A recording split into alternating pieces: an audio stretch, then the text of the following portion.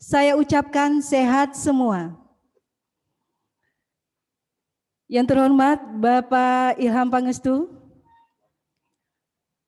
beliau adalah anggota DPR RI Dapil Aceh. Assalamualaikum Pak. Yang terhormat Bapak Khairul Amri SPD. Selamat siang Pak. Selamat siang. Yang terhormat narasumber kita, keynote speaker kita, Bapak Maroli Jenny Indarto. Beliau adalah koordinator perencanaan Ditjen IKP Eselon 3. Apa kabar Pak Maroli? Baik Ibu. Berikutnya yang terhormat, ini dia moderator yang akan mengawal acara seminar kita, Bapak Muhammad Nasir STMT. Assalamualaikum Pak. Yang terakhir, yang terhormat para peserta seminar daring yang sudah hadir dalam Zoom meeting. Dengan mengucapkan Bismillahirrahmanirrahim, acara seminar Merajut Nusantara dengan tema pemanfaatan teknologi informasi komunikasi dalam meningkatkan ekonomi masyarakat di tengah pandemi COVID-19. Getuk Lindri dibuat dari ubi kayu, kebanggaan NKRI, salah satunya budaya Melayu. Kuala Simpang 30 November 2020. Sebelum acara kita mulai, marilah sama-sama kita menyanyikan lagu kebanggaan Indonesia Raya secara daring yang akan diputar oleh tim. Kepada tim, kami persilakan dengan segala hormat.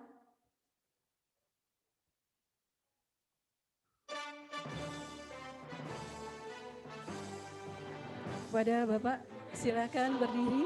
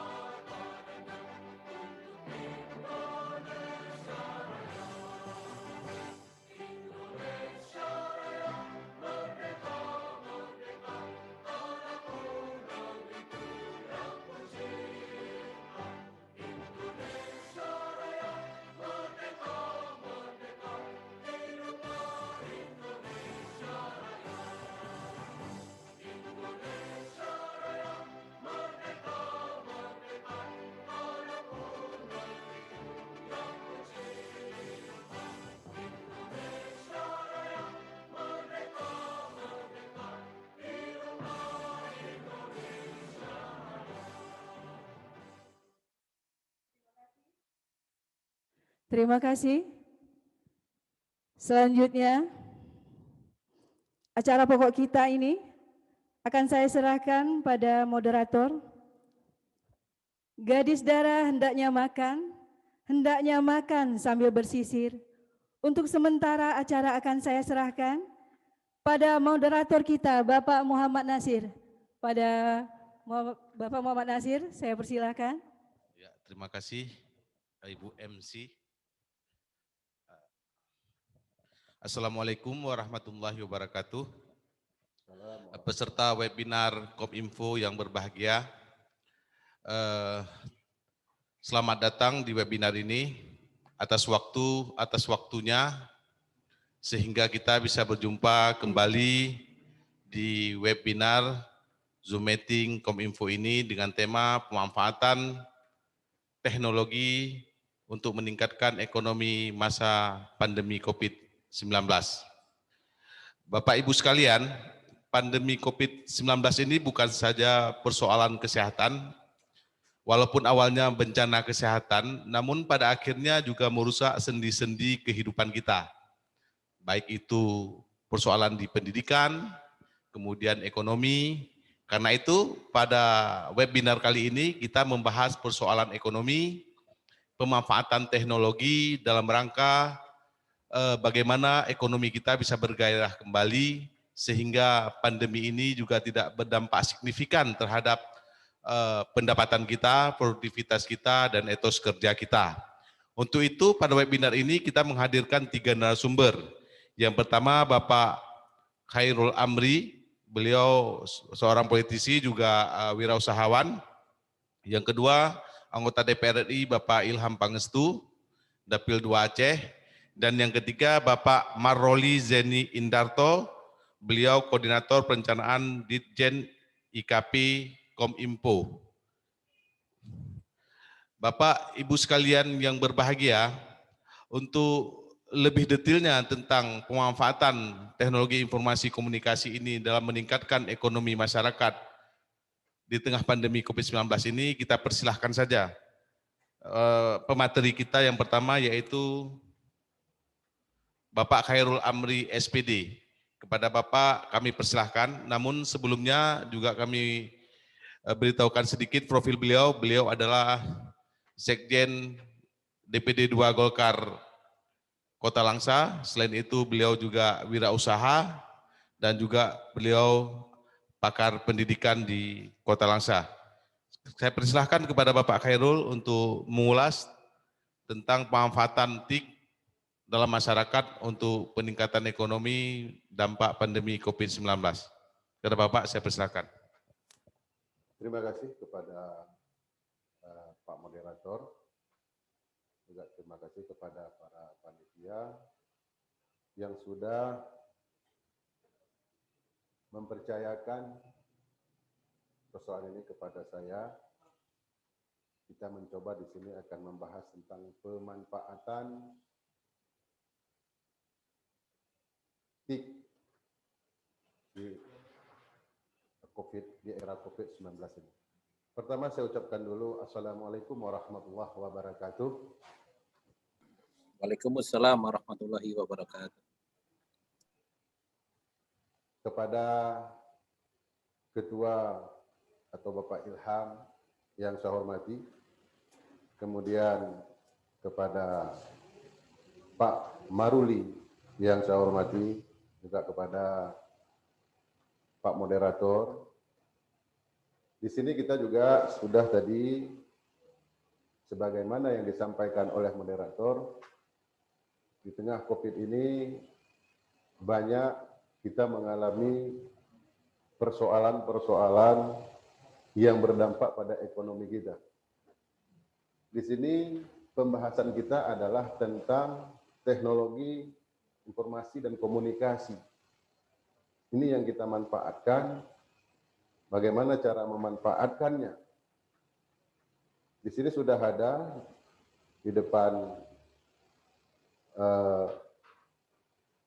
layar atau di depan HP para kawan-kawan semua, yaitu ada UMKM, usaha mikro, kecil, dan menengah. Usaha mikro ini yang keuntungannya itu kira-kira lebih kecil daripada 50 juta per tahun. Kalau dulunya ini bisa kita sebut dengan usaha atau proyek GELA. Kelompok ekonomi lemah kalau dulu. Sekarang ini kita sebut dengan mikro. Kemudian ada usaha makro, ada usaha kecil. Usaha kecil ini yang berkeuntungan per tahun itu kurang dari 300 juta. Terus menengah, ini usaha menengah. Usaha menengah ini berkeuntungan lebih dari 300 juta per tahun. Ini yang kita golongkan atau kita kelompokkan di dalam UMKM yang kita pahami secara bersama-sama. Terus dilanjut.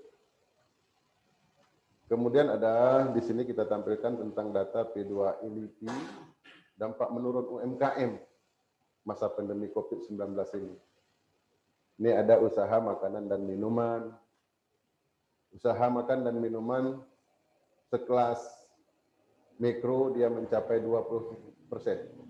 27% itu menurun. Kemudian usaha kecil itu sebesar 1,77% dan menengah di angka 0,07%. Kemudian di usaha kerajinan kayu dan rotan itu di usaha mikro di angka 17,03%. Kemudian di usaha kecil itu 1,77% dan menengah 0,01%. Kemudian di usaha konsumsi rumah tangga antara 0,5% hingga 0,8% dan usaha yang lain-lain. Inilah kira-kira dampak yang dirasakan oleh masyarakat kita dari masa pandemi COVID-19 atau COVID-19. Terus lanjut. Edukasi TIK untuk UMKM ini ada kita bagi dalam 3 kelompok. Ada layanan berbasis teknologi, ada pemasaran secara online, dan kemudian layanan pembuatan website. Jadi yang berbasis teknologi, karena kita juga judulnya teknologi informasi dan komunikasi. Yang perlu kita pahami bahwa ini teknologi ini, yang dikatakan dengan teknologi adalah semua alat, sarana ataukah mesin, itu kita golongkan kepada teknologi yang tujuannya untuk mempermudah segala urusan kehidupan manusia. Itu yang kita kelompokkan kepada teknologi. Jadi sistem memanfaatkan teknologi ini sangat tergantung kepada individu atau kita untuk mengeksplor kemampuan kita dalam berteknologi. Namun teknologi yang kita pahami saat ini, karena kita sekarang ini adalah sedang melakukan Zoom meeting, jadi kita terfokus kepada persoalan teknologi itu adalah sejenis HP atau laptop atau sejenisnya. Karena pada hari ini kita sadari atau tidak, kita memang sudah berada di dalam suatu era globalisasi yang memaksa kita untuk memang harus bisa paham menggunakan teknologi ini. Kemudian ada pemasaran secara online. Pemasaran secara online ini bisa kita gambarkan bahwa kita menggunakan teknologi tadi untuk memasarkan produk-produk kita ini secara online dengan menggunakan alat tadi atau sarana yang kita sebut dengan teknologi. Kemudian dalam pemasaran ini sangat berkaitan dengan kemampuan kita dalam berkomunikasi. Maka di sini memanfaatkan teknologi informasi dan komunikasi. Ini sangat berkaitan.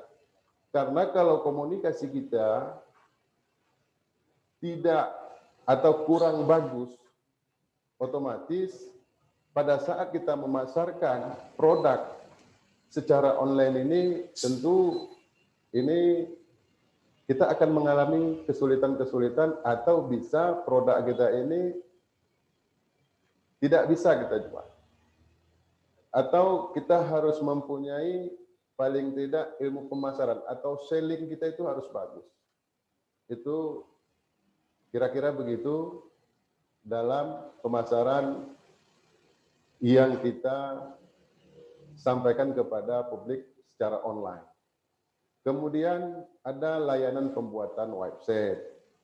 Nah, website ini saya kira kalau misalnya di antara kita ini ada yang tidak bisa membuat website, tentu ini juga bisa kita minta tolong kepada kawan-kawan untuk bisa membuat website. Namun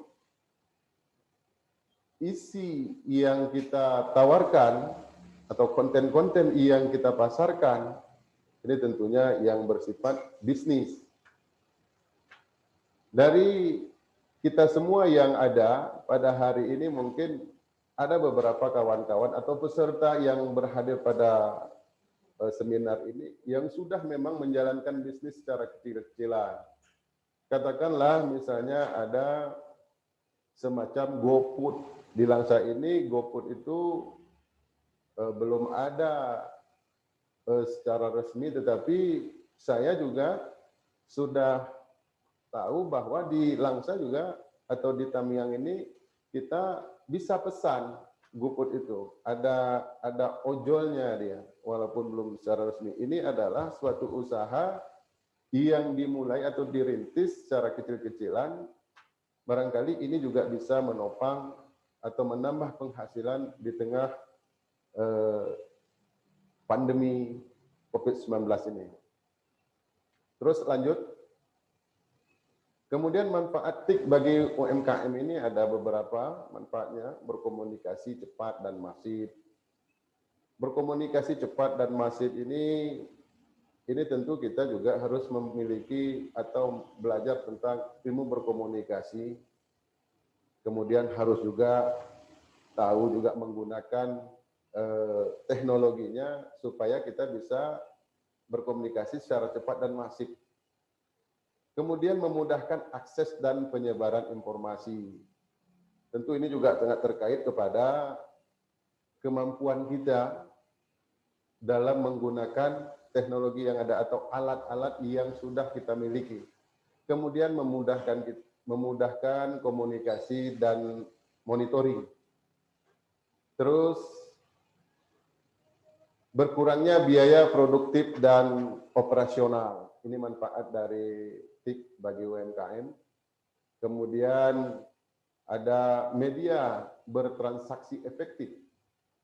Terus iklan murah dan tepat sasaran. Ini kalau kita bisa memanfaatkan TIK ini dengan baik, ini semuanya ini bisa kita bisa meminimalisir biaya peiklanan atau mengiklankan produk kita ini akan mudah kita lakukan. Kita tidak perlu mengeluarkan kos yang luar biasa. Kemudian manfaatnya memperoleh laporan keuangan lengkap.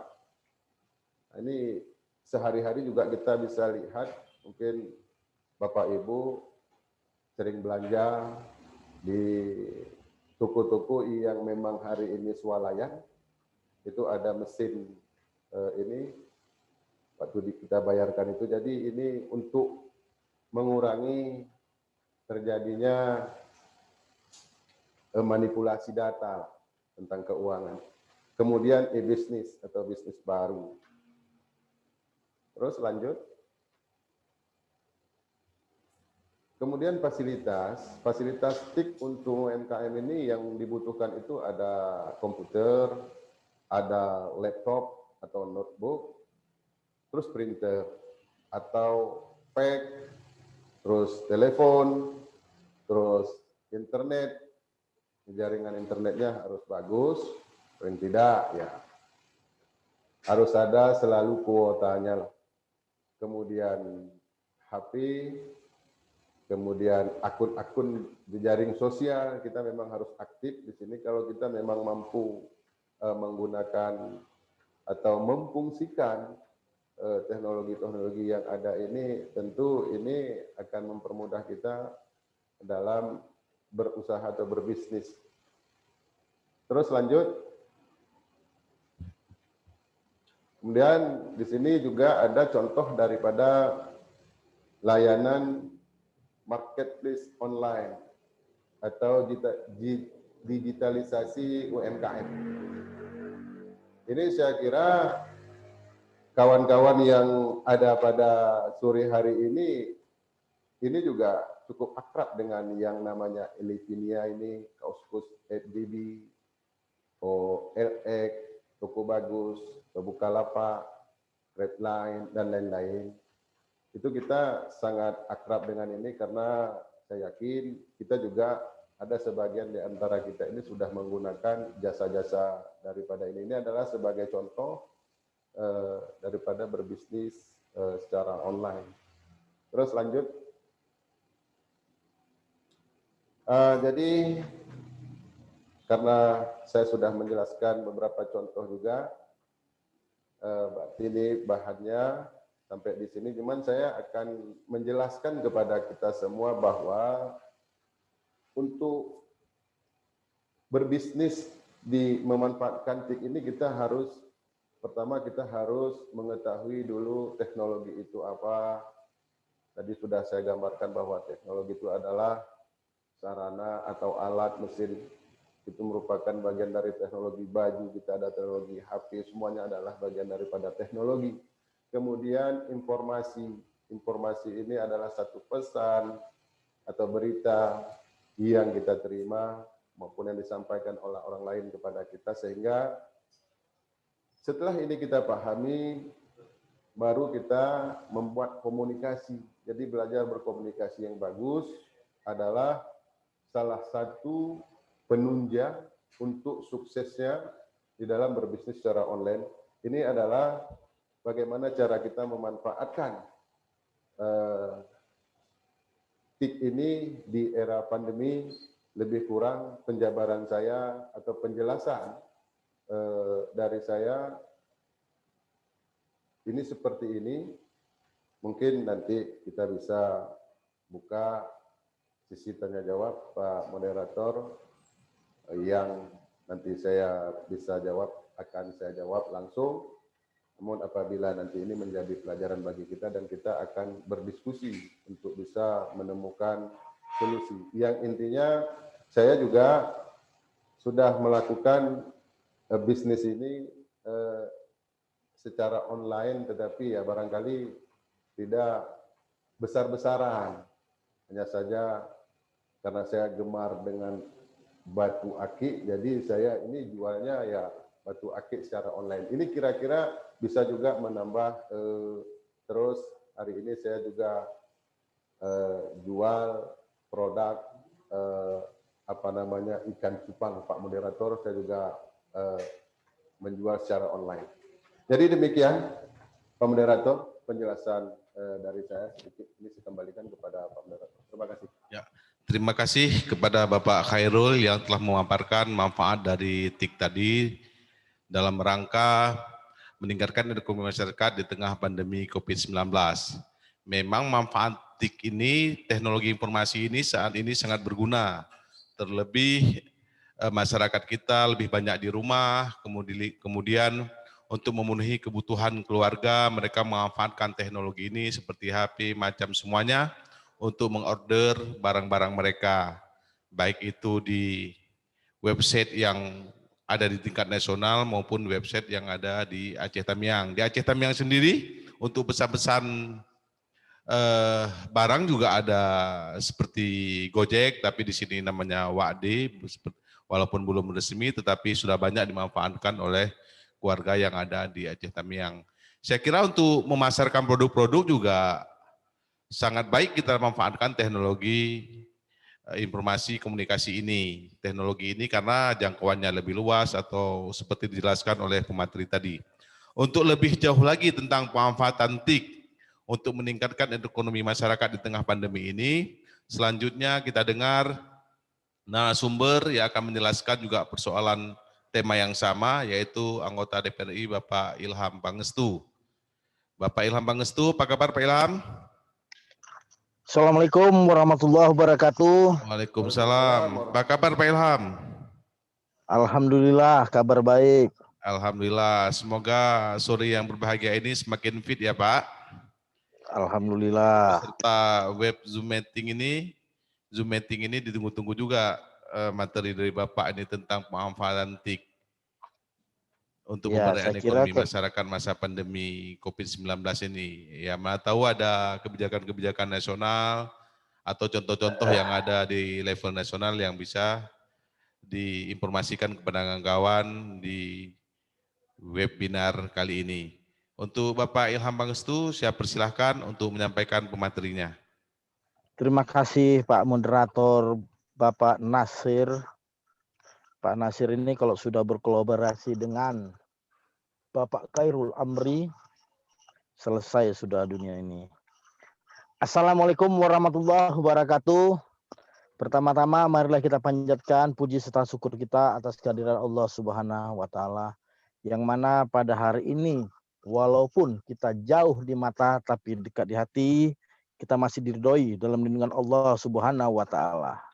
Salawat serta salam tidak lupa kita sajikan kehadiran Nabi besar Muhammad sallallahu alaihi wasallam beserta keluarga dan para sahabat beliau.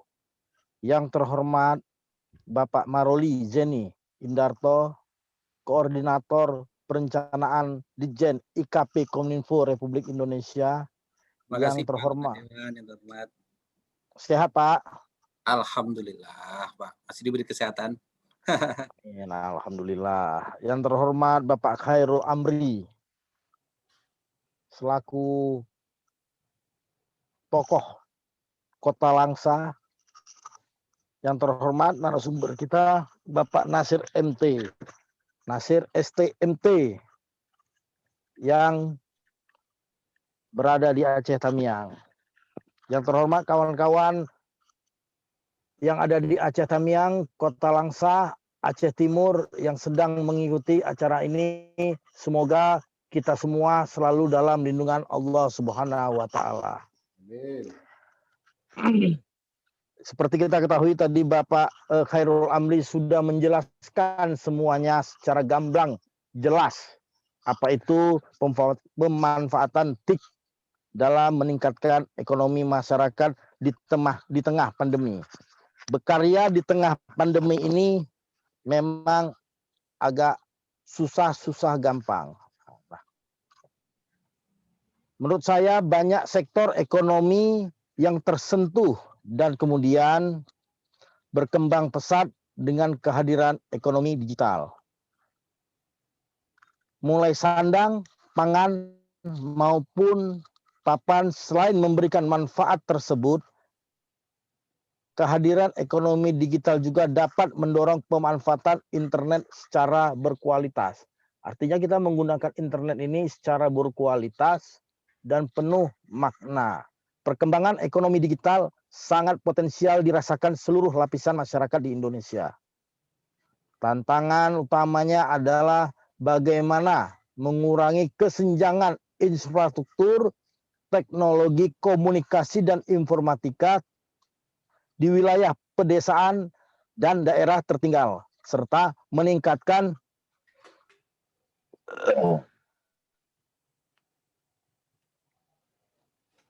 pemanfaatan internet untuk kegiatan produktif dan literasi digital. Menurut saya, digitalisasi yang berkualitas bagi masyarakat berarti tersedianya akses dan manfaat yang tersebar secara merata. Hingga sekarang, akses digital di Indonesia berada pada kelompok berpendidikan SMP ke atas sekitar 85%, jenjang usia di bawah 40 tahun 80%, serta yang tinggal di wilayah perkotaan 70%. Kemudian 80% dari 100% juta pengguna internet menggunakannya lebih banyak untuk mengakses media sosial dan hanya sekitar 18% yang memanfaatkan internet untuk jual beli atau transaksi keuangan. Karena itu hadir berbagai startup digital. Nah, startup digital di Indonesia tentunya diharapkan dapat meningkatkan dan mendorong pemanfaatan internet untuk pertumbuhan ekonomi digital yang berkualitas. Artinya seperti Pak Khairul Amri tadi bilang, produk-produk yang ada di pedesaan bisa dijual melalui digital, melalui internet.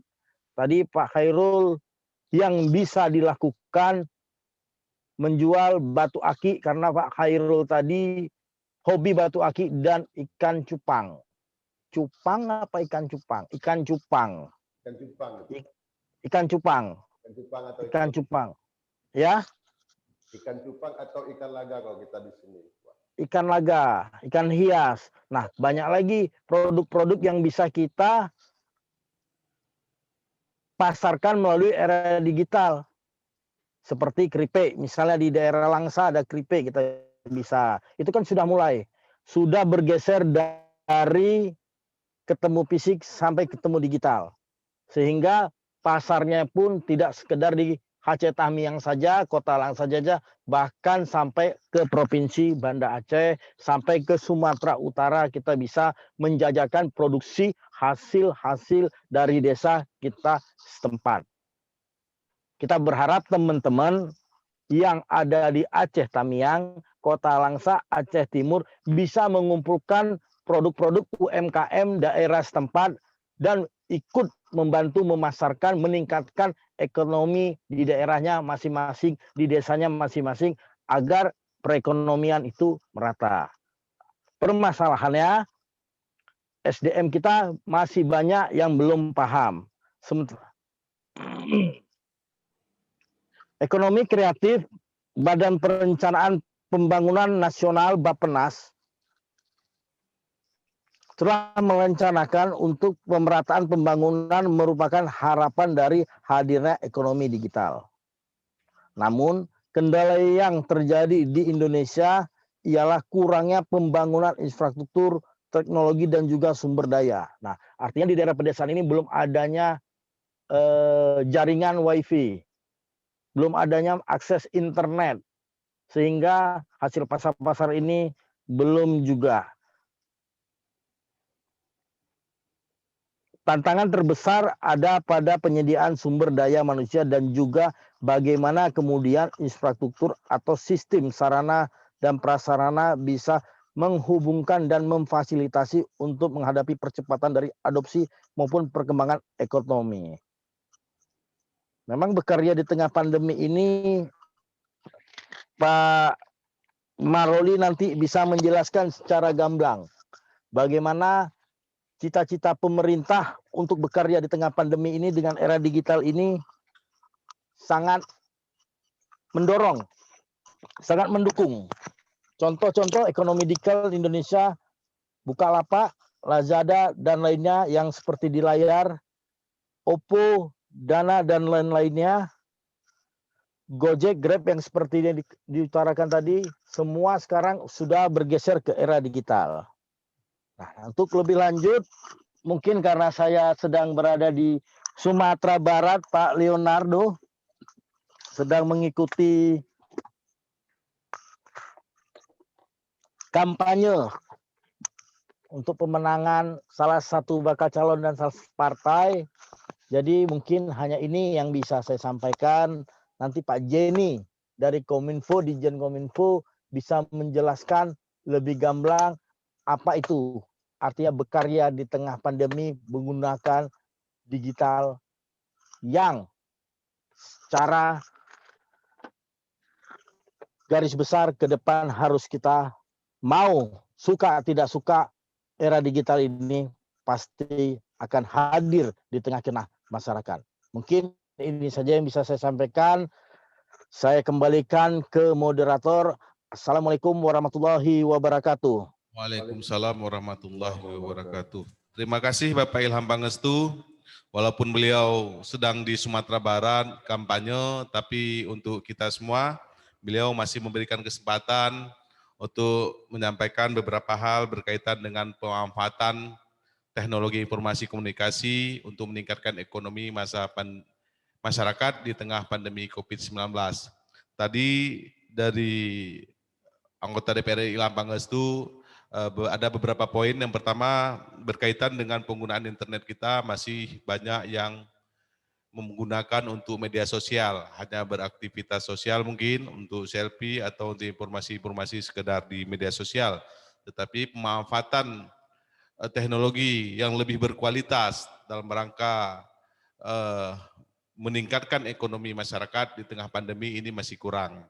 Karena itu beliau berharap mungkin saja peserta-peserta yang punya kemampuan di teknologi informasi ini bisa merangkul usaha-usaha kecil menengah, kemudian menggalangnya atau mengkelompokkan untuk memasarkan produk-produk yang ada di usaha kecil menengah yang berada di desa-desa.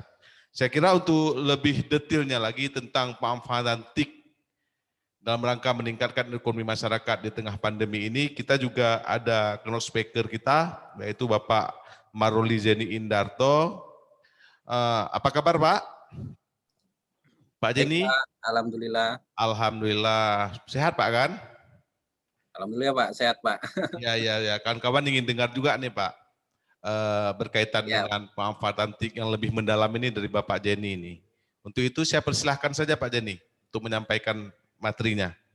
baik Pak. Assalamualaikum warahmatullahi wabarakatuh. Waalaikumsalam warahmatullahi wabarakatuh.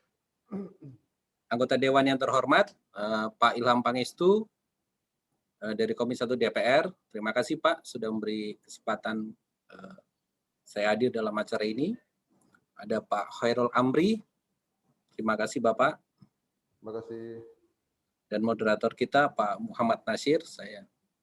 Dan Bapak Ibu semua yang sudah hadir dalam webinar hari ini. Saya izin mau share screen sebentar.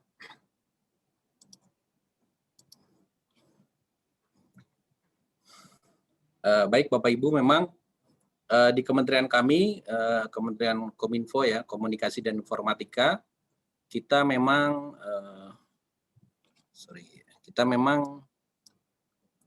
tidak hanya mengurusi pemblokiran saja Bapak Ibu, tidak hanya terkait menurunkan akun media sosial dan sebagainya. Kita juga membangun infrastruktur, kita membangun infrastruktur, kita juga mengurusi masalah penyiaran, internet, sampai komunikasi publik. Artinya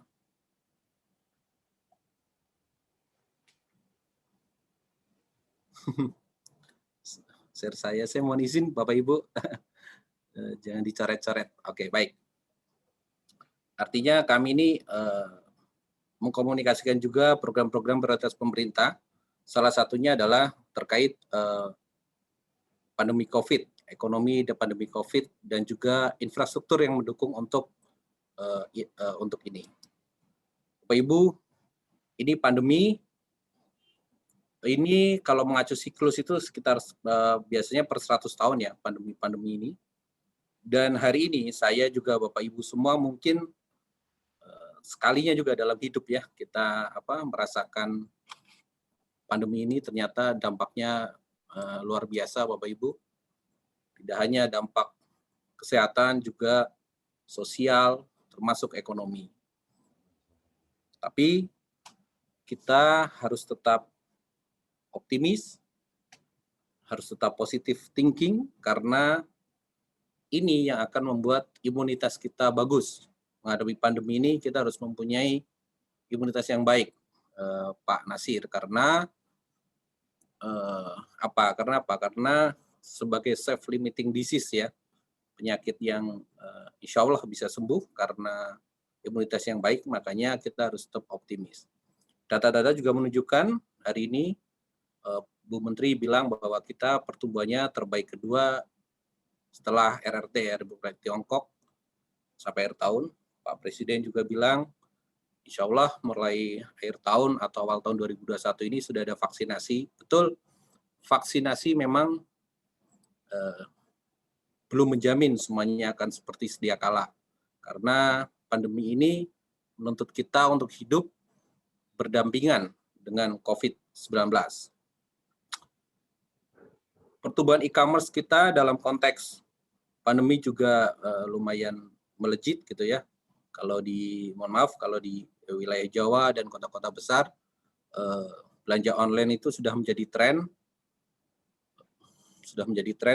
Artinya baik sellernya, reseller maupun penjual, buyer itu sama menggunakan media online. Tadi sudah disampaikan oleh Pak Nasir maupun Pak anggota Dewan yang terhormat, Pak Ilham, beberapa peluang, dan itu terjadi.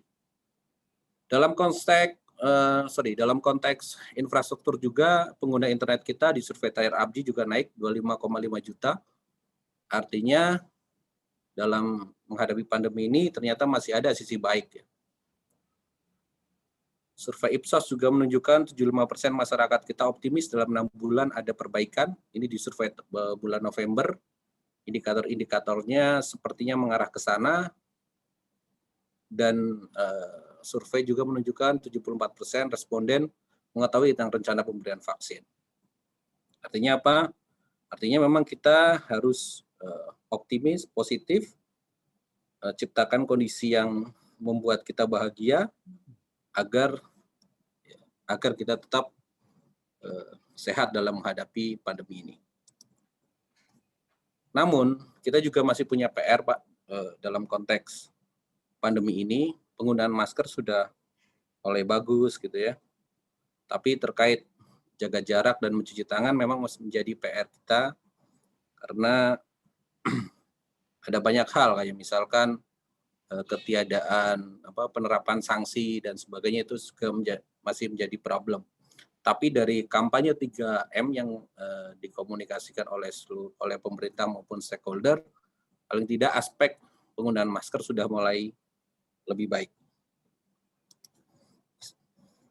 Lembaga Penelitian Dunia Ipsos juga menilai masyarakat Indonesia dalam lingkungan negara ASEAN, ini survei di antara negara-negara ASEAN,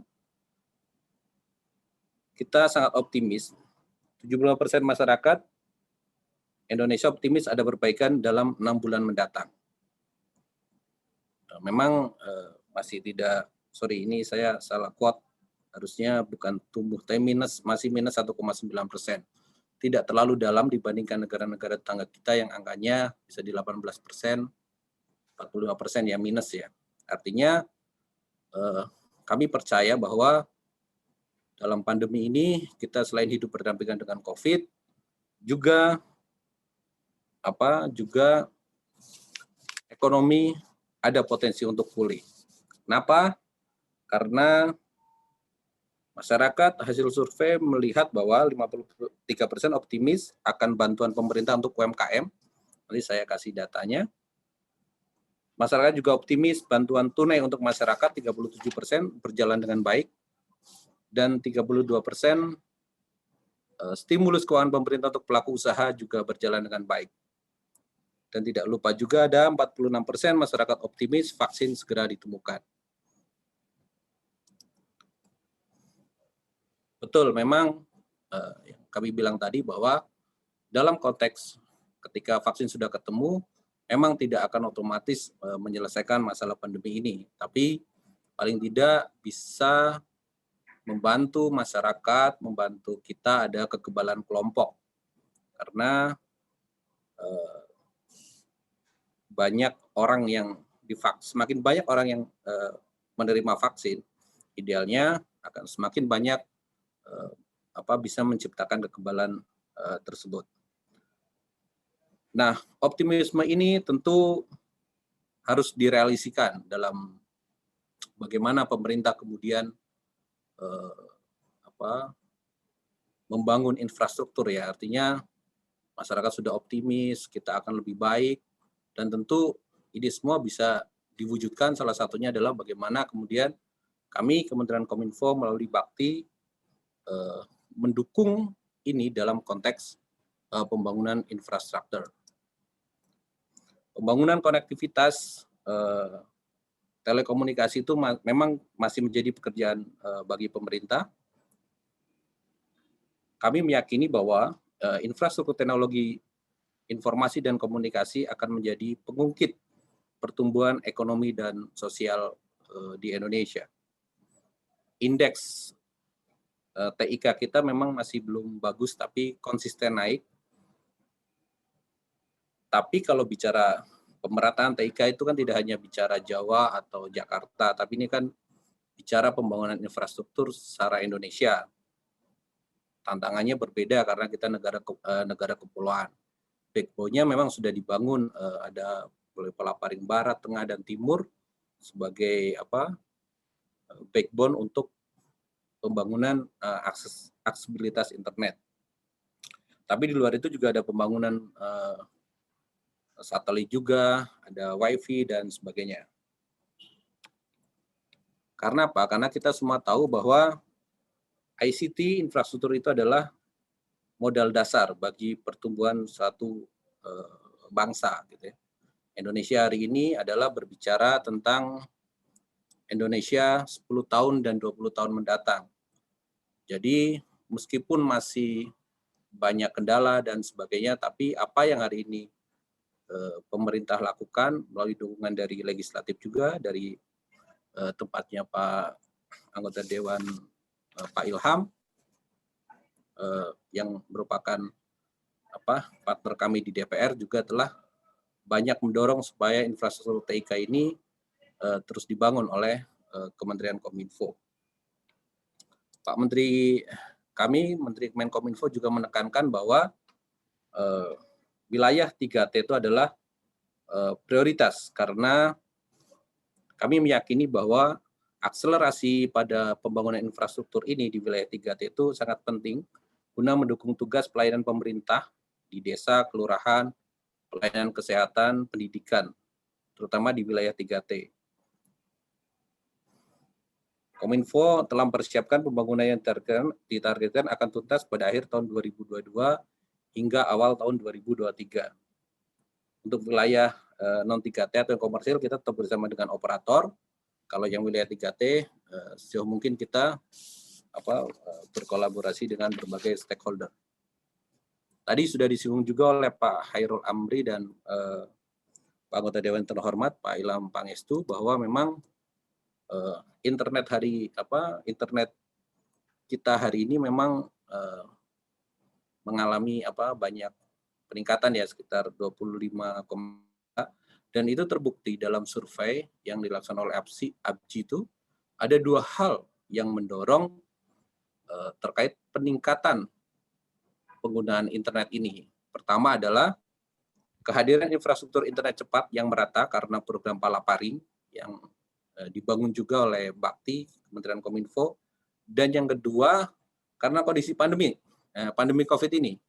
Kan hari ini kan kita belajarnya sudah pakai daring gitu ya, belajar online pakai daring, dan sebagainya. Saya juga belajar, kebetulan saya lagi suka programming, akhir-akhir ini juga hampir semuanya berbasis daring.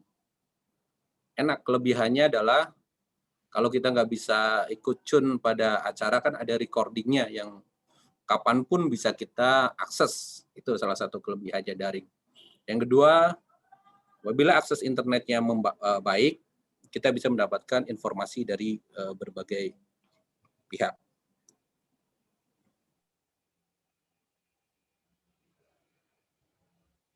Terkait belanja online gitu ya, memang kita akui masih kecil ya. Kebanyakan dari kita itu adalah menggunakannya untuk media sosial, untuk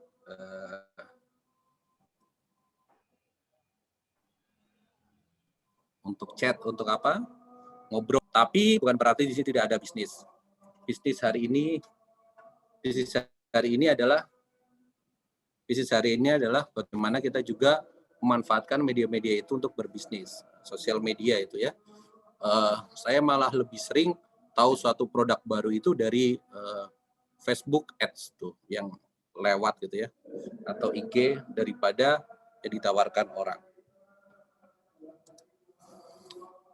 Karena kita meyakini bahwa media online itu kenapa? Itu adalah harga jauh lebih murah, bisa diakses di mana saja, lebih cepat, lebih praktis dan sebagainya. Jadi memang kami dari Kementerian Kominfo membangun infrastruktur ini harapannya adalah bisa dimanfaatkan oleh banyak pihak, terutama Bapak Ibu yang suka berbisnis dan memberi nilai tambah.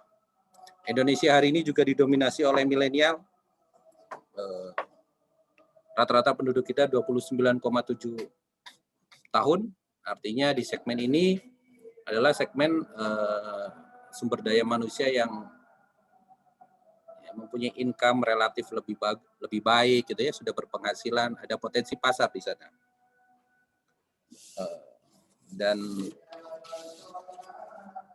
Tapi juga Selain berbisnis juga dalam kesempatan ini Pak Nasir, kami mengingatkan supaya media-media atas akses internet ini supaya kita menghindarkan dari hoax, supaya ini soalnya campaign kita di Kominfo adalah bagaimana supaya masyarakat itu tidak terjebak hoax gitu. Biarkan berhenti di kamu aja kalau ada berita-berita yang tidak diyakini kebenarannya, termasuk bidang kesehatan, apalagi sekarang lagi rame gitu ya kan. Kalau di COVID itu minum ini, minum obat ini, minum obat itu, beli dan sebagainya.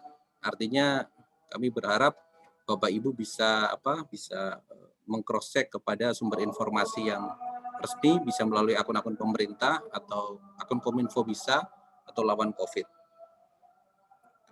Nah, karena kami percaya bahwa informasi yang tidak terverifikasi dan beredar dengan cepat akan menjadi sangat buruk dan bisa mengubah perilaku seseorang dalam mengambil potensi resiko damage-nya lebih besar. Jadi satu sisi memang teknologi ini yang kita bangun ini bisa membantu banyak orang memberi nilai tambah ekonomi, tapi satu sisi juga berpotensi untuk terjadi penyebaran berita-berita yang kurang baik. Makanya kami sarankan kalau ya dengan tadi memang data menunjukkan media sosial yang diakses paling tinggi bisa digunakan untuk berwirausaha, karena Karena data hari ini kita masih kecil ya kan, wirausahawan kita pada usia produktif hanya sekitar 3,1%, sedangkan rata-rata negara maju itu bisa mencapai 14%. Dan kekuatan kita tetap terbesar adalah UMKM. Jadi mulailah berusaha secara kecil-kecilan gitu ya. Kita tidak harus barang, karena di dalam dunia digital ini banyak, bisa menjadi penulis, bisa menjadi penulis pantun dan sebagainya. Yang ada banyak potensi lah. Kan banyak agregator yang biasanya mencari desainer, mencari penulis. Biasanya kita menulis nanti diberi berapa gitu. Itu banyak, Pak. Karena Karena memang pembangunan TK semakin baik dan memang terlihat bahwa perkembangan dari bisnis online ini juga semakin bagus dalam 5 tahun terakhir ya. Dan kedepannya juga kami pikir dengan adanya transformasi digital yang dicanangkan oleh Pak Presiden juga akan mempercepat prospek-prospek itu. Dalam pandemi COVID juga, selain infrastruktur yang kita sediakan, infrastruktur internet, kami pemerintah juga sudah sudah merealisasikan beberapa program terkait pemulihan ekonomi nasional dalam COVID gitu ya. Sudah tercapai realisasinya hampir 60,9% atau 423 triliun kepada siapa? Insentif usaha, UMKM, dan pembiayaan korporasi. Pemerintah tetap meyakini bahwa kebijakan gas dan rem yang dicanangkan oleh Pak Presiden itu intinya adalah bagaimana supaya tidak terjadi gelombang kedua yang besar terhadap COVID, tapi masyarakat juga tetap melaksanakan protokol kesehatan. Makanya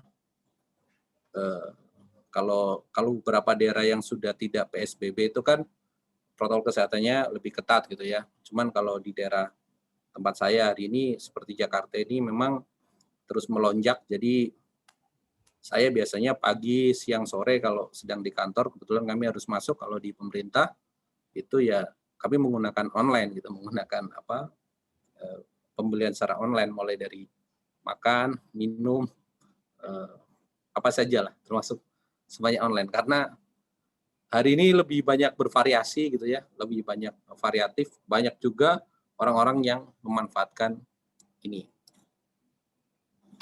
Nah, ini adalah jumlah yang sudah onboarding UMKM di Indonesia.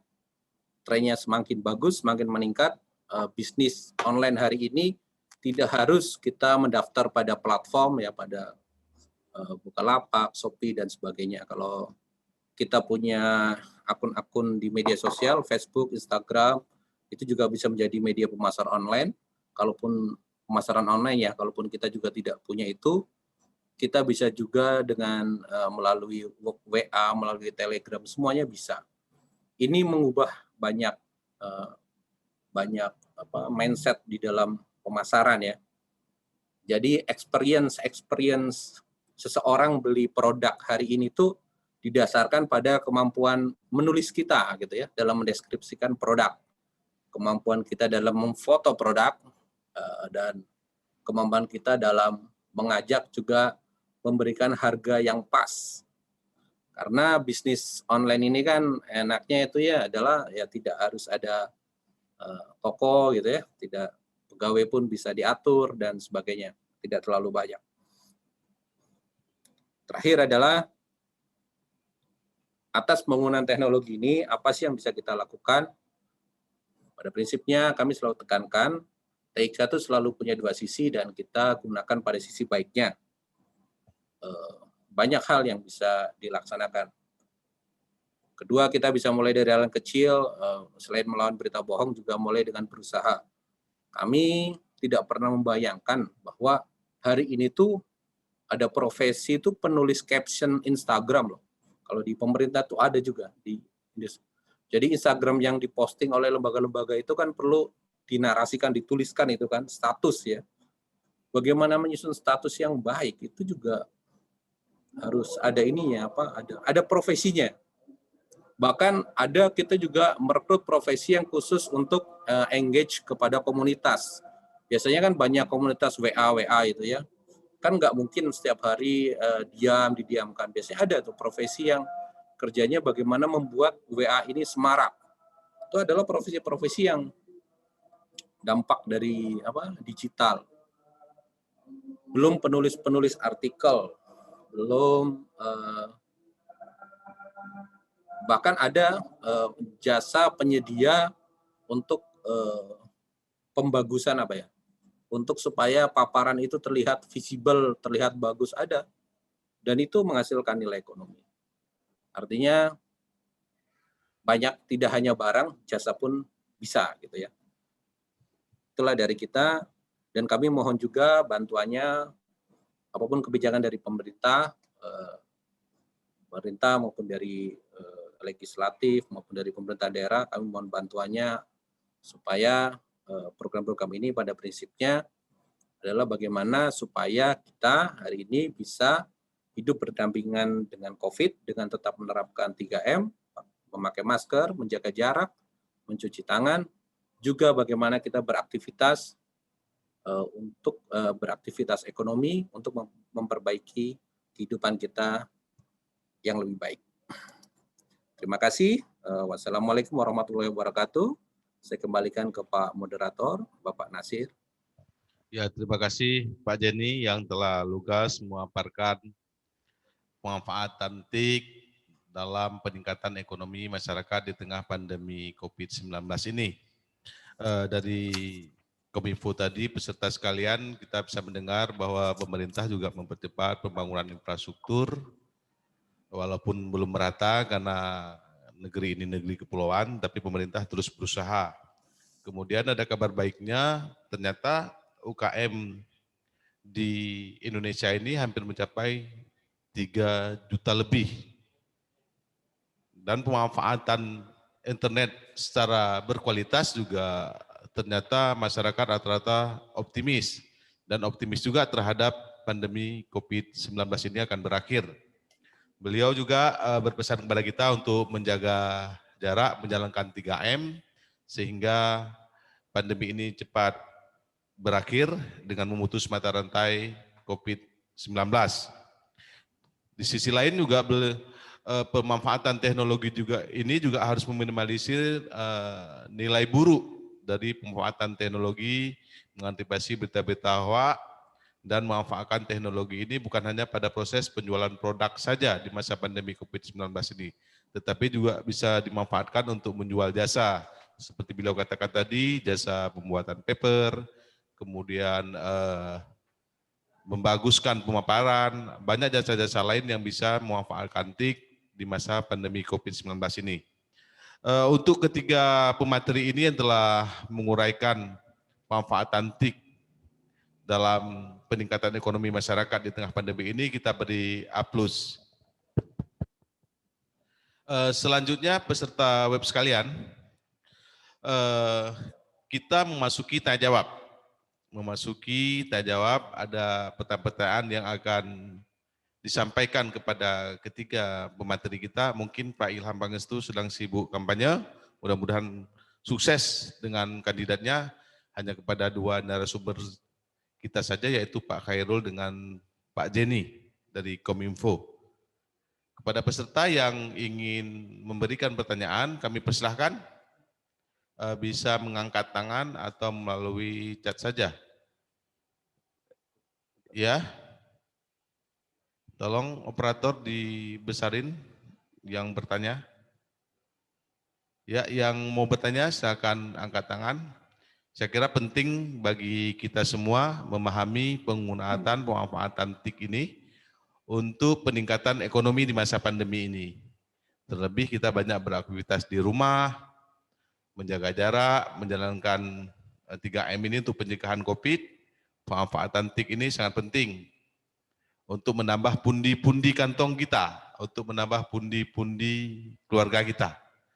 Kita tidak perlu vakum dengan COVID-19 ini, tapi kita harus optimis, harus bangkit, dan tidak boleh selalu pesimis. Untuk itu, kawan-kawan yang bertanya silakan angkat tangan. Yang mau ditanyakan kepada narasumber kita Pak Khairul juga boleh, kepada Pak Jenny juga boleh. Pak Jenny masih standby, Pak? Masih, Pak Nasir. Iya. Pak Jenny, selain yang tersedia kalau peserta nggak mau tanya, saya tanya aja nih, Pak Jenny. Boleh Pak Jenny kan? Iya. Pak Jenny, fasilitas yang ada di pemerintah dalam yang bisa dimanfaatkan oleh UKM atau masyarakat untuk produktivitas ekonomi, apa ada atau tidak? Yang bisa diakses oleh masyarakat atau khalayak ramai gitu, fasilitas-fasilitas yang ada di Kementerian Kominfo atau aplikasi apa gitu Pak Jenny? Oh ya, baik Pak, bagus pertanyaannya. Gini Pak, kalau Kementerian Kominfo ini kan pada prinsipnya adalah bagaimana kita membangun infrastruktur Pak ya, infrastruktur yang bisa dimanfaatkan oleh masyarakat gitu ya. Artinya memang kami tidak spesifik untuk menyediakan platform atau apa gitu. Kalau programnya ada UMKM Go Digital, tapi saya harus saya harus kaji lebih jauh atau mungkin bisa kunjungi situs kami di Kominfo untuk terkait UMKM Go Digital. Ini pada prinsipnya adalah membantu supaya UMKM ini onboarding di platform-platform digital, Pak. Konsepnya sebenarnya ke sana. Artinya gini, kalau kita hari ini memang sudah aware terhadap teknologi atau seperti yang tadi Pak Khairul sampaikan, mengetahui cara teknologi memanfaatkannya, kita sendiri sebenarnya bisa juga Pak langsung onboarding, mendaftar di platform digital di mana terus kita bisa sampaikan. Cuman kan tidak semuanya ada ya di wilayah itu kalau nggak salah ada. Tapi kalau platform belanja online sih lebih luas, maksudnya bisa di mana saja. Kayak kebetulan saya kan suka bersepeda, jadi saya iseng-iseng lah sama teman saya membuka akun dan membuka akun dan jual beli online itu mudah sih. Tapi ya sekali lagi karena kondisinya kadang naik turun Pak ya di dalam bisnis biasa gitu. Kondisi naik turun jadi ya itulah naik turun. Tapi kebetulan satu sih juga kalau di kita ini juga suka bermain, kalau yang suka finansial gitu ya, kita bisa juga coba-coba untuk trading online gitu ya. Pakai reksadana atau saham dan sebagainya kan itu nilainya kecil mulai dari 10.000 dan lumayan lah buat iseng-iseng belajar tentang dunia ekonomi gitu. Iya, iya. Dulu nggak kepikiran untuk belajar, artinya gini, untuk belajar ini tuh kan konsepnya harus datang gitu ya, pelatihan-pelatihan UKM itu harus datang ke suatu tempat, terus kita dilatih, di training gitu. Tapi sekarang itu kan dengan banyak program, mungkin kalau teman-teman yang ikut program prakerja yang kebetulan dapat ya, karena prakerja ini kan seleksi itu kan banyak hal kita belajar kopi, belajar buat somai dan sebagainya. Di online pun banyak. Sebenarnya kekuatannya itu adalah selain enak, harganya terjangkau dan lebih kuat sih Pak. Hari ini kan pemasaran yang paling kuat itu adalah kan circle terdekat, teman-teman terdekat. Makanya kami kampanye Kominfo itu kan ada Bangga Buatan Indonesia itu kan salah satunya adalah supaya kita belanja juga pada orang-orang yang terdekat untuk membantu perekonomian. Gitu Pak Nasir. Iya, ya. Terima kasih Pak Jenny. Masih ada peserta yang mau bertanya? Silakan angkat tangan. Ya, operator di zoom-kan lebih besar, kawan-kawan yang ingin bertanya. Ada? Nggak perlu malu bertanya, lagi ada pakar Pak Zeni ini. Mudah-mudahan bisa bermanfaat, bisa kita terapkan di tengah pandemi COVID-19 ini. Ya. Bersuara, angkat tangan bersuara juga boleh biar kedengaran. Sepertinya kawan-kawan juga mungkin sangat memahami Pak Jenny tentang pemaparan oleh 3 materi ini, sehingga nggak ada yang bertanya. Bang Khairul, kalau kita di Aceh Tamiang sama Langsa, katakanlah Aceh Timur ini kan, kawan-kawan biasanya banyak memanfaatkan teknologi ini, selain katakanlah yang kecil-kecil, yang kecil-kecil, usaha kecil-kecil, katakanlah seperti Bang Khairul Jalani, Baku Aki tadi, atau ikan cupang, ikan laga kalau di kita. Ini ikan laga ini dulu kecil-kecil saya cari di Rumbia gitu. Di Rumbia saya dapat kadang-kadang Bang Khairul. Ada nggak pemanfaatan teknologi ini secara masif, terstruktur, yang katakanlah merangkul UKM-UKM untuk menggalang produknya yang dipasarkan melalui online? Terima kasih Pak Moderator yang sudah mempertanyakan tentang bagaimana caranya, apakah ada kira-kira pemanfaatan teknologi ini secara masif, struktur, begitu ya Pak Moderator ya. Kita sadar atau tidak sadar bahwa kita ini memang sedang melakukan bisnis secara online. Cuman kadang-kadang kita memahami bisnis yang kita sampaikan ini adalah bisnis yang memang mempunyai income. Karena informasi itu bertukar berita, ini juga merupakan informasi yang memang pada akhirnya bisa menghasilkan. Jadi tidak terfokus kepada satu objek. Tidak terfokus kepada satu objek saja, katakanlah objek yang memang hardware atau objek yang keras. Katakanlah seperti batu aki atau ikan, ini kita bisa katakan bahwa ini adalah objeknya hardware lah, barang yang keras begitu. Tetapi dari informasi-informasi yang bagus seperti yang disampaikan oleh Pak Maruli tadi, ketika kita mampu mendesain diksi di dalam satu informasi, ini juga bisa menjadi usaha. Katakanlah hari ini semua orang sudah bertransformasi. Semua kita sudah bertransformasi. Bang Khairul, kita pending sebentar ya, karena ada pertanyaan dari peserta ini. Ini yang ditujukan untuk Pak Zeni. Pak Zeni masih standby kan? Masih Pak Nasir. Ya, ini ada dari T. Saipul Hadi, Pak Zeni. Beliau bertanya, Tadi Bapak sudah memaparkan tentang pemanfaatan TIK. Kemudian ada persoalan kota internet ini, kota internet untuk dunia pendidikan. Dunia pendidikan sudah diberikan fokus dunia pendidikan mengenai bantuan kota internet.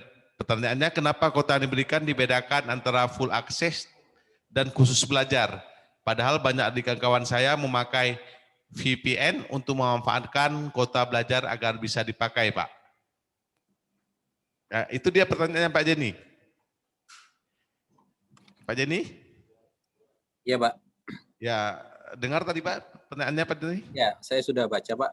Oh iya. Pemanfaatan kota internet nih. Ini nampaknya guru yang nanya Pak Jenny. Iya. Ya. Jadi gini Pak, memang bantuan kuota internet ini kan salah satu bagian dari plan ya, pemulihan ekonomi nasional yang di-drive dari Kementerian Pendidikan dan Kebudayaan.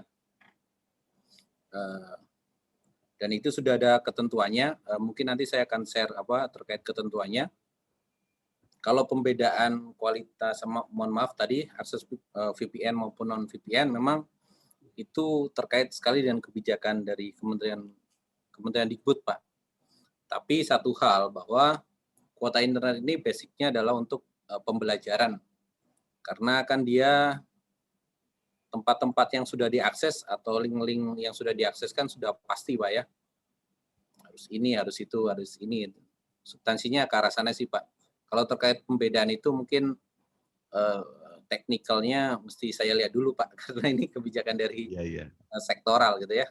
Kalau kami kan kementerian kami memastikan bahwa kalau Kominfo itu adalah memastikan bahwa ketika Bapak Ibu mengakses alamat-alamat yang sudah disediakan oleh Dikbud dalam kebijakan ini, kuota internet itu jalan gitu ya, stabil. Seperti itu, Pak Nasir.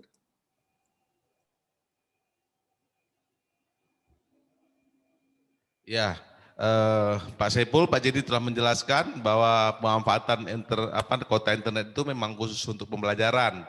Tapi persoalan teknisnya itu mungkin bukan di kementerian beliau, tetapi beliau memastikan bahwa kota internet yang diberikan kepada Bapak Ibu guru tetap bisa diakses dengan baik. Ada lagi yang bertanya? Saya kira demikian Pak Saiful, jawaban dari Pak Jenny. Ada lagi yang bertanya? Masih ada lagi yang bertanya? Kalau tidak ada bertanya kami lanjutkan lagi. Tadi Bang Khairul, persoalan internet secara masif yang digunakan, kan? Dilanjutkan lagi. Terima kasih.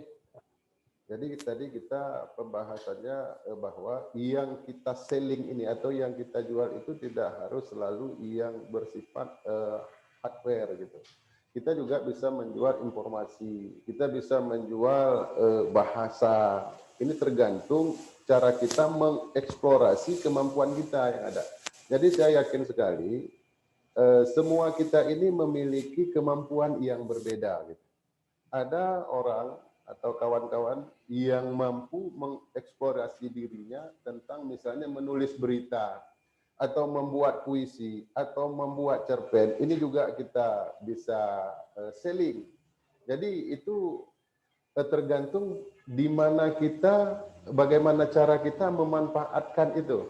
Nah, hari ini seperti kita ketahui bahwa pengguna internet ini cukup banyak di negeri ini atau di Republik ini, bahkan mungkin di Kabupaten Aceh Tamiang, Kota Langsa dan Aceh Timur ini juga pengguna internet ini sudah ke desa, walaupun di desa tertentu tidak ada internetnya, tetapi saat mereka berangkat ke duduk di kafe atau di mana itu ada fasilitas internet gratis gitu. Cuman kadang-kadang tidak mengeksplor kemampuannya tentang itu. Mereka hanya memanfaatkan medsos ini untuk berdiskusi atau tayang foto lah. Nah, gitu. Jadi kalau misalnya diarahkan kepada yang positif, maka dia akan mendapatkan positif. Ini tergantung cara kita memanfaatkan teknologi ini. Karena kita sedang bertransformasi dari eh, yang konsep konvensional menjadi digitalisasi hari ini. Seperti itu kira-kira. Ya, terima kasih Bang Khairul. Saya kira pemanfaatan internet ini jangan dijadikan sebagai untuk media sosial saja Bang Khairul ya, tetapi dimanfaatkan juga untuk pemasaran digital produk-produk yang ada di desa-desa. Ketika dia berada di kota bisa mengakses internet, ini bisa dimanfaatkan. Apa saja yang bisa Apa menghasilkan saja, ya. kira-kira ada income gitu. Iya, iya. Sebenarnya tidak mahal kali juga kita membangun web untuk publikasi produk-produk kita sebenarnya. Kalau misalnya kita tanya sama ahli-ahli yang bisa buat web, saya kira tidak mahal, 3 jutaan mungkin sudah selesai web itu. Kemudian kita bisa pasarkan produk kita, bisa produk kita apa saja begitu. Tinggal saja seperti dikatakan Bang Khairul sama Pak Jadi tadi, ya butuh tim atau butuh kawan-kawan yang punya skill untuk menarasikan tentang apa itu produk yang akan kita jual. Atau kawan-kawan fotografer cara mengambil foto produk yang akan kita jual. Serta berkomitmen bahwa barang yang kita jual juga berkualitas, bagus dengan harga yang murah. Saya kira pemanfaatan TIK ini memang bagus, sangat bagus begitu. Apalagi pandemi COVID-19 ini bukan saja persoalan barang dan jasa, persoalan barang saja begitu, hardware-nya saja yang harus dipasarkan. Tetapi persoalan jasa, sekarang kita nyari tukang listrik aja betulin bantu bola lampu susah juga Bang Herul kan. Ya. Padahal tidak ada yang mengakomodir ide-ide jasa ini begitu. Cari tukang sudut WC juga susah gitu. Tapi kalau seandainya kawan-kawan peserta Zoom meeting ini bisa membangun sebuah katakanlah seperti Lazada, tetapi kita katakanlah Lazas jasa begitu kan. Jasa apa saja ada di sini. Jasa fotografer, jasa nulis, data paper, jasa tukang cuci, jasa angkat kerikil, jasa apa saja begitu. Kalau bisa kita akomodir juga lebih baik, salah satu potensi juga. Karena dunia maya ini duit digitalnya sangat banyak yang bisa kita manfaatkan. Bahkan sangat sedikit kita memanfaatkan atau mengambil keuntungan dari uang digital yang ada di dunia maya ini sangat banyak begitu. Nulis skripsi ya betul, ya betul. Masih ada peserta yang bertanya? Yang bertanya, di pesertanya hampir 250 orang nih. Masa nggak ada yang bertanya, baru 1 orang.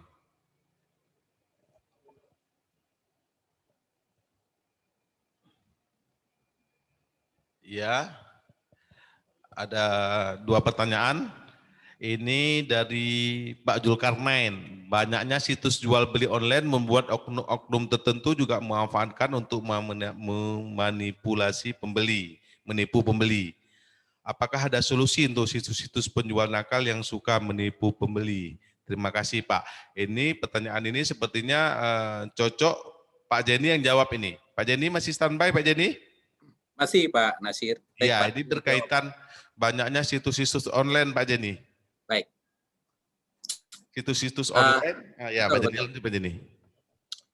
Penting Bapak Ibu dalam situs online ini ya, belajar situs online ini, belanja di dalam situs online itu adalah pertama kita itu harus recheck dulu lah, itu yang penting. Kalau dia ya situs yang kredibel itu kan kelihatan kan, .id, .com, ya banyak lah. Tapi kalau yang sudah situsnya linknya panjang atau dia hanya ketika kita klik itu isinya kemudian nggak jelas, itu juga mesti kita waspadai. Intinya adalah ketika belanja online itu harus cek dan recheck situsnya. Tidak semua situs itu benar. Banyak juga situs-situs jebakan ya, karena untuk mencari data kan, ketika kita sudah mengisi data, alamat apalagi kan, ternyata nggak pernah datang dan duit kita hilang. Yang kedua adalah ketika memang banyak situs-situs yang merasa dirugikan, bisa melaporkan. Saya tadi sudah share di chat melalui aduankonten.id, itu laman resmi milik Kementerian Kominfo untuk melaporkan terkait situs-situs online ini, karena bukannya kami selalu patroli untuk mendeteksi mana situs yang abal-abal yang tidak, tapi kan jumlah situs itu kan jutaan. Setiap hari itu tambahnya pun puluhan ribu situs baru di Indonesia. Jadi artinya kalau ada informasi atas apa bisa dilaporkan ke situ, ada mekanismenya. Cuman ya penting memang sebaiknya sih kalau dalam bisnis ini ya memang ada baiknya memang mengacu pada situs-situs yang memang sudah besar ya, sudah punya nama, sudah terverifikasi, dan maksudnya yang sudah punya brand ya, karena ada data pribadi kita yang dipertaruhkan ketika kita transaksi di online kan, kecuali memang ya saya bilang tadi, karena ada data transaksi. Saya lumayan pengguna online itu ya untuk belanja, hampir semua banyak aktivitas saya untuk belanja, tapi ya belanja online, tapi ya itu tadi, saya hanya pada situs-situs yang kami yakini dan kami percayai bahwa itu adalah situs yang kredibel. Itu Pak Nasir. Mantap kali Pak Jenny. Saya kira pertanyaan tadi sudah jelas dijawab oleh Pak Jenny. Yang pertama kita harus cross check dulu situsnya itu, apakah situs itu mencurigakan atau tidak begitu. Yang kedua, kalau lebih baiknya belanja di situs-situs yang sudah punya nama, sudah punya branding begitu, sudah resmi.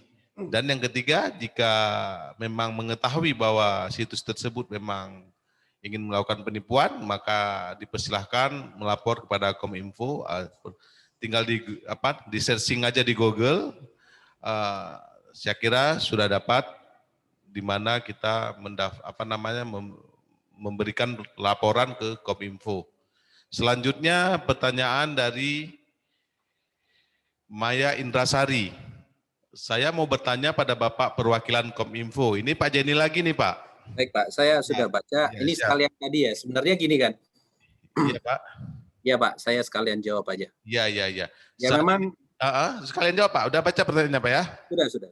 Oh ya, mantap Pak. Lanjut Pak. Memang gini Pak, kalau di dalam online itu kan ada banyak ya. Jadi orang itu kan ketika dia berbisnis di online itu Pak, itu ada namanya ads ya, advertisement. Jadi siapapun kita, kalau kita sudah punya akun media sosial dan sebagainya, itu sebenarnya kita bisa melakukan ads. Ads itu mengiklankan produk kita melalui berbagai kanal gitu. Salah satu kanalnya adalah media sosial tentunya. Nah, saya punya tips sih. Kalau saya pribadi itu ketika saya buka Facebook kan biasanya iklannya masuk gitu ya. Saya klik memang, saya lihat ini produknya apa sih gitu ya. Tapi langkah yang kedua saya lakukan adalah kan biasanya itu kan hanya satu halaman kalau di Facebook gitu kan. Biasanya langkah yang kedua adalah saya akan melakukan cross check dengan dengan saya membuka aplikasi belanja daring. Ya banyak lah kan, ada Shopee, ada Lazada, ada dan sebagainya. Ya saya ketik di situ produk ini berapa sih gitu. Dari situ saya akan tahu bahwa produk ini benar, harganya bisa jadi lebih murah gitu ya, dan spesifikasinya. Artinya apa? Artinya pun sama terjadi ketika produk-produk endorse. Betul, produk-produk endorse ini biasanya dilaksanakan oleh influencer ya. Bahasa influencer itu kan tetap adalah bahasa, ada bisnis ya di sana ya kan. Ketika ini ada produk mau di endorse dan sebagainya ya, mereka pakai bisnis tentunya kan, berapa rate-nya, berapa harganya dan sebagainya. Seorang influencer itu kan kadang tidak melihat di balik sebuah produk itu berproses, berproduksi, dan dampaknya bagi masyarakat. Memang adalah penting bagi kita jangan terlalu terpengaruh terhadap endorsan atau influencer ya. Nama besar tidak menjamin gitu ya.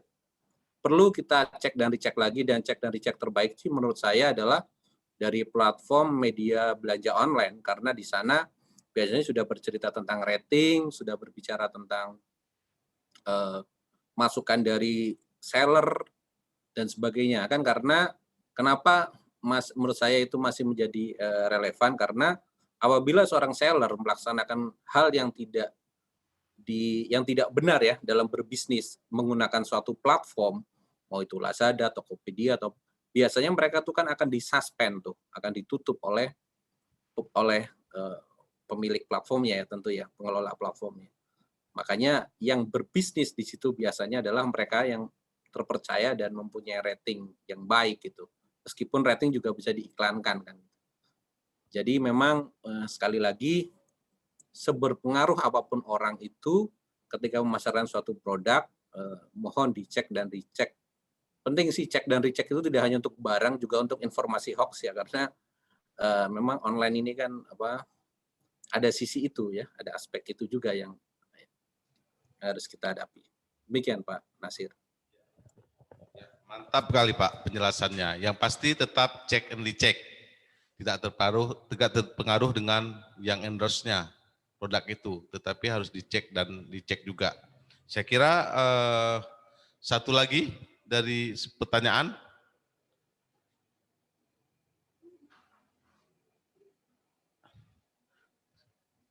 Satu lagi pertanyaan peserta. Ada yang di chat?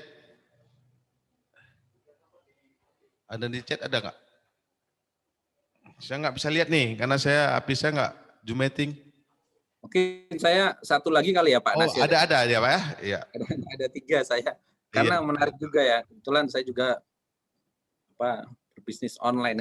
Iya, banyak pebisnis juga Pak ya. IT aja Pak. Iya Pak. Bagaimana sih cara mempromosikan akun kita untuk berjualan online gitu ya, tips dan triks.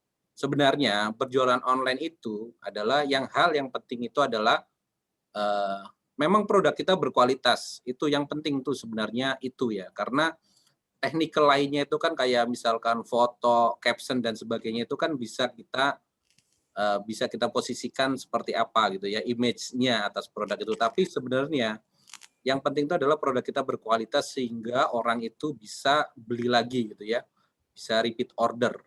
Karena untuk apa juga sekali buat ternyata orang tidak repeat order gitu ya. Nah, kalau teknik promosinya memang ada yang levelnya tinggi gitu ya, bisa melalui iklan, bisa melalui ya semua platform punyalah untuk iklan. Tapi yang penting gini, kalau kita saya juga kan modalnya juga nggak banyak gitu ya. Untuk promosi itu sebenarnya adalah bagaimana kita menjangkau orang-orang terdekat, Pak. Bisa melalui media sosial tuh, bisa melalui WA group, WA gitu ya. Hal kecil aja gitu.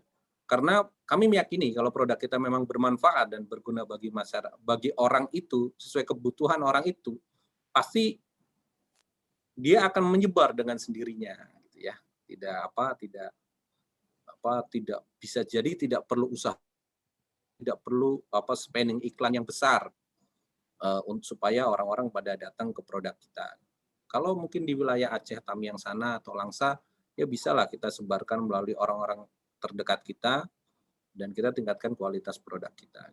Intinya jangan begitu tertipu lah dengan tampilan yang bagus gitu ya, dengan narasi yang bagus gitu ya. Yang penting produk kita berkualitas dan harga terjangkau karena online ini mengurangi banyak hal terkait ongkos produksi. Saya pikir itu Pak Nasir.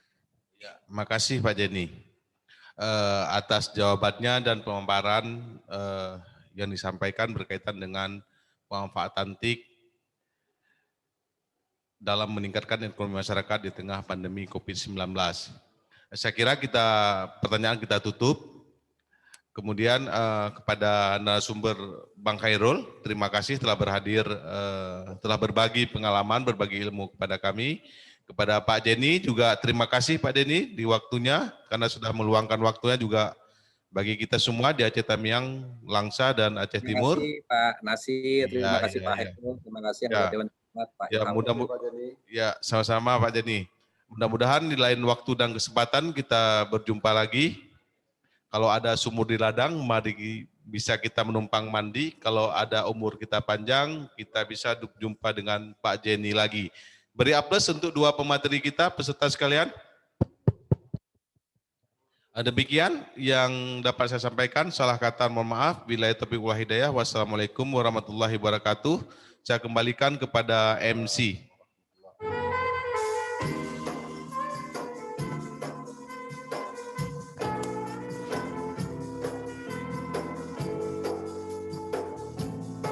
Terima kasih buat para pemateri narasumber. Terima kasih kepada Bapak Ilham Pangestu, kepada Bapak Jenny, kepada Pak Khairul, dan juga moderator kita. Selanjutnya kita akan menampilkan atraksi seni dan budaya yang akan ditampilkan oleh Sanggar Seni Sob Sidom. Tari ini adalah tari syiar Lambadan. Tari ini menceritakan tentang gambaran kesadaran manusia dalam proses masuknya Islam ke Tanah Rencong. Islam tersebar melalui seni musik dan seni tutur. Bingkai usang masa lalu menjadi cerminan kesadaran mereka untuk kembali mengingat perjalanan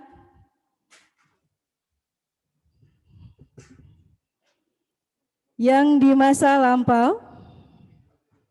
Perasaan terhanyut dan tertegun ke dalam perjalanan syiar, gerak tegas dan dinamis sebagai simbol semangat dalam bersiar. Gerak kontemporer melambangkan kebebasan dalam menyampaikan aspirasi. Tabuhan rapai dan lantunan syiar sebagai simbol perjuangan perjalanan syiar. Inilah dia bingkai seni budaya dari Sanggar Sip Sidom.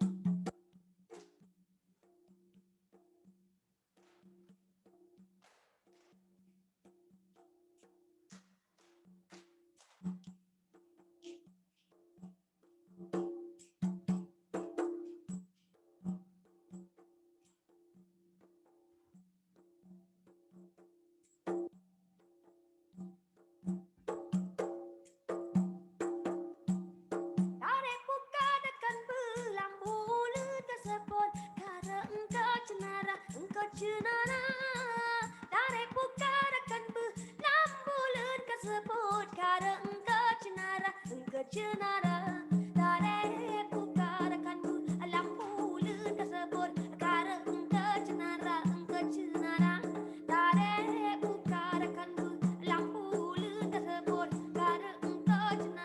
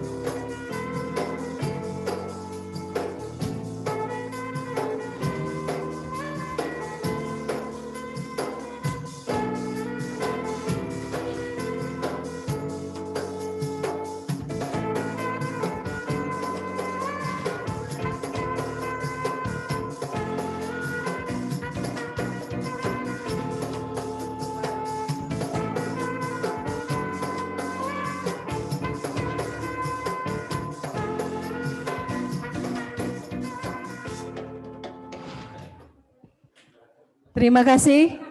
Itulah tadi atraksi dari Sanggar Seni SIP Sidong. Terima kasih. Selanjutnya adalah penyerahan plakat kepada Bapak Khairul Amri. Kami persilakan untuk kembali ke studio. Penyerahan plakat akan diberikan dari Bapak Muhammad Nasir STMT.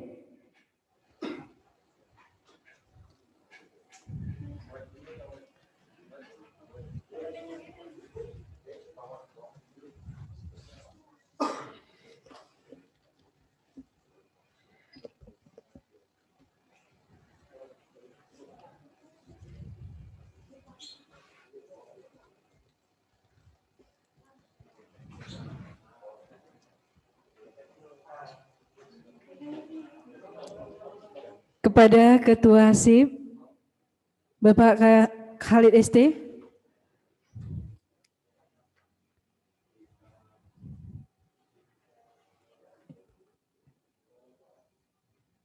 Kita akan menyaksikan penyerahan plakat yang diberikan kepada Bapak Khalid ST kepada Bapak Khairul Amri SPD.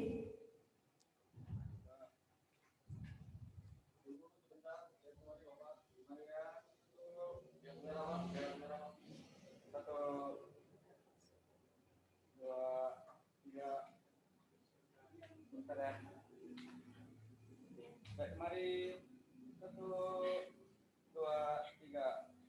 Sekali lagi, kemari 1, 2, 3.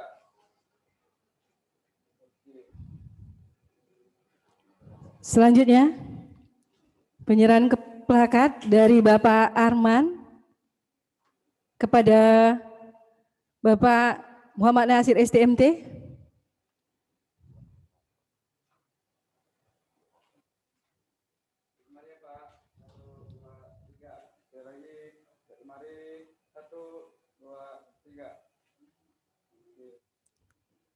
Terima kasih Bapak moderator kita, Pak Muhammad Nasir STMT. Silakan duduk, Pak. Kita.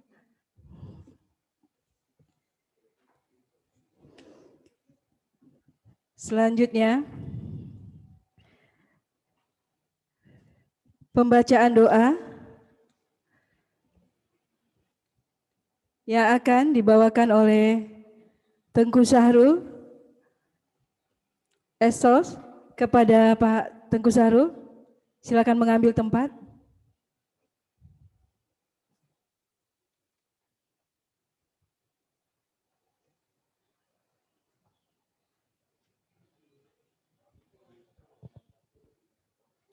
Assalamualaikum warahmatullahi wabarakatuh.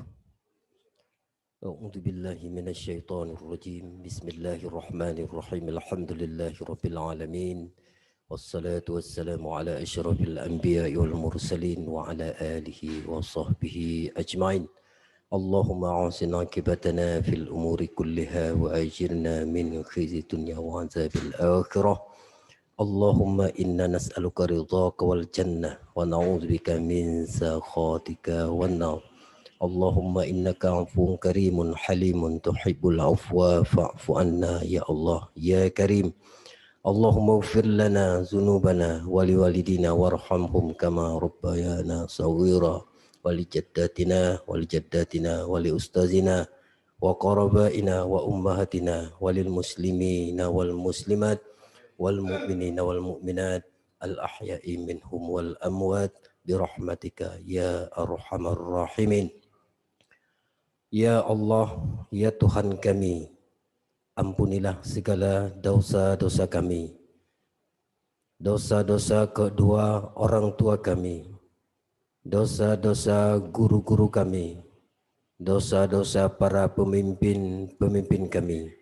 Ya Allah, ya Rabb, limpahkan rahmat dan hidayahmu kepada Bapak Ilham Pangestu dan seluruh para sahabat Ilham Pangestu SIP.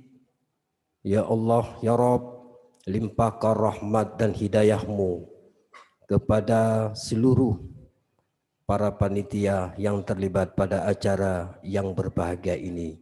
Limpahkan rahmat dan hidayah-Mu ya Allah kepada seluruh peserta yang mengikuti acara pada hari yang berbahagia ini. Semoga Allah mengabulkan doa-doa kami dan acara pada hari yang berbahagia ini bermanfaat bagi kami, bermanfaat bagi agama, bangsa dan negara. Ya Allah, ya Tuhan kami, lindungilah kami dan jauhkanlah kami dari segala mara bahaya, fitnah, dengki dan khianat. Allahumma tawakkaltu ala Allah, la hawla wa la quwwata illa billahil aliyyil azim. Allahumma rabbana atina fid dunya hasanah wa fil akhirati hasanatan wa qina azaban nar.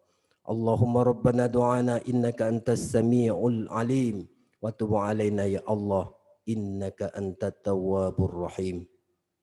Wa sallallahu ala sayyidina Muhammad wa ala alihi wa sahbihi wa barik wa sallim. Walhamdulillahi rabbil alamin. Assalamualaikum warahmatullahi wabarakatuh.